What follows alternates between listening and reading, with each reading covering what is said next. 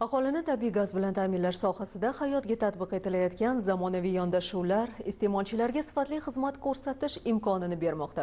Bu borada Hudud Gaz Samarqand gaz ta'minoti filiali tomonidan zarur choralar ko'rilmoqda. Vazirlar Mahkamasining 2026-yil 17-apreldagi qarori bilan turar joy xonadonlarini maishiy gaz ballonlari bilan ta'minlashda davlat xizmatini ko'rsatishning ma'muriy reglamenti tasdiqlandi. Endilikda fuqarolar maishiy gaz ballonlariga buyurtma berishi, ushbu xizmatdan davlat xizmatlari markazlari yoki yagona interaktiv davlat xizmatlari portali orqali foydalanish imkoniyatiga ega bo'ladi. Hozirgi vaqtda abonentlarni raqamlashtirish jarayoni ketmoqda. Shu sababli har bitta abonent uyga yetib borganda qo'lidagi plastik kartani ko'rgan holda Face ID orqali gaz ballon tarqatilmoqda.